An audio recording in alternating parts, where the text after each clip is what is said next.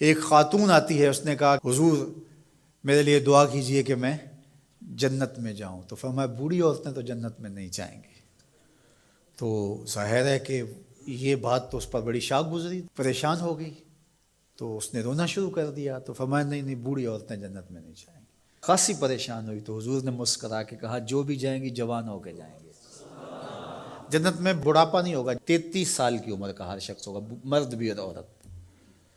جردن مردن، داڑھی بھی نہیں ہوں گی، مونچھیں بھی نہیں ہوں گی.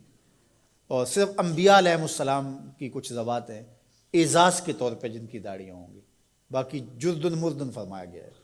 33 سال کا عنفوان شباب، جوانیاں، تو بوڑھا کوئی بھی نہیں ہوگا. تو کہا کہ بوڑھی عورتیں تو جنت میں نہیں جائیں گی. اس طرح ایک شخص آیا، اس نے کہا جناب میں نے سفر پہ جانا ہے اور مجھے کوئی اونٹ عطا کر دیجیے. فرمایا میں تو اونٹ کا بچہ دوں گا. اس نے کہا حضور میں نے بچے کو کیا کرنا ہے، نہ بوجھ اٹھا سکے نہ سوار اس کے اوپر ہوا جا سکے. تو کہا میں تو بھائی بچہ ہی دوں گا. اس نے کہا حضور مجھے کوئی اونٹ دے دیجئے، میری ضرورت ہے. فرمایا میں تو بچہ ہی دوں گا. تو وہ بڑا پریشان ہوا. فرمایا مجھے بتا کوئی اونٹ ایسا ہے جو کسی اونٹ کا بچہ نہ ہو. تو یہ سچ بھی ہے اور مزہ بھی ہے. ایک صحابی تھے، وہ حضور علیہ السلام کے لیے دیہات کی چیزیں لایا کرتے تھے. وہ ہوتا نا ہمارے بھی دیہاتی دوست آتے ہیں، گڑ لے آتے ہیں، کوئی ساگ پات لے آتے ہیں. تو اس زمانے میں جو بھی دیہاتی چیزیں تھیں، تو وہ بدو تھا کسی دیہات کا، تو دیہات کی کوئی چیزیں لے آیا کرتا تھا اور پھر حضور اس کو شہر کی چیزیں دیا کرتے تھے. اللہ اکبر. اور وہ گھاس لا کے شہر میں بیچتا تھا. تو ایک دن وہ بازار میں گھاس رکھ کے بیچ رہا تھا. حضور علیہ السلام چپکے سے پیچھے سے گئے اور اس کی آنکھوں پر ہاتھ رکھ دیا. اس کو ہماری زبان میں کہتے ہیں کولی بھرنا. کیا کہتے ہیں؟ کبھی آپ نے بھی کسی دوست کی کولی بھری ہوگی نا. جب کوئی آپ کا بڑا گوڑا دوست ہو، اس سے آپ کا ہلکا پھلکا مزاح بھی ہو، تو آپ پیچھے سے آ کے چپکے سے اس کی آنکھیں بند کر دیتے ہیں.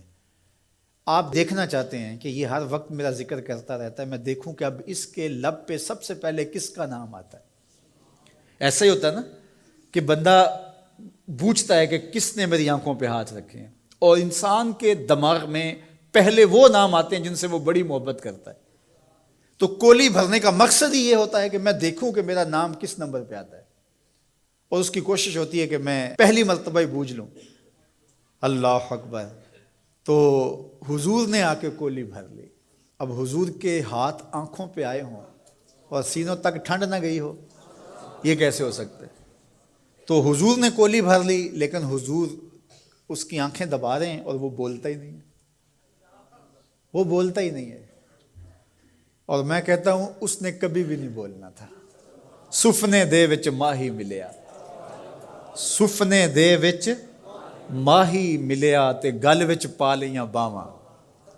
سفنے دے وچ ماہی ملیا تے گل وچ پا لیاں باواں. ڈر دی ماری اکھ نہ کھولا متے پھر وچھڑ نہ جاواں. حضور آنکھیں دبا رہے ہیں، وہ آنکھیں نہیں کھولتا، بلکہ اس نے کیا کیا، اپنی کمر کو پیچھے کر کے حضور کے سینے سے جوڑ کے رگڑنا شروع کر دیا. پھر حضور خود ہی بولے. فرمایا اس غلام کو کون خریدے گا؟ اس نے کہا حضور مجھے کس نے خریدنا ہے، میں تو بہت سستا ہوں. تو میرے حضور نے فرمایا تو بہت مہنگا ہے، تو بہت مہنگا ہے. فرمایا کرتے تھے یہ ہمارا دیہات ہے، ہم اس کے شہر ہیں. تو یہ حضور کا مزاح ہے. تو مزاح کرنا جائز ہے، لیکن حضور نے آ کے کولی بھری نا. کسی صحابی کو جرأت تو نہیں ہے کہ آ کے حضور کی کولی بھر لے. تو چھوٹا بڑے سے مزاح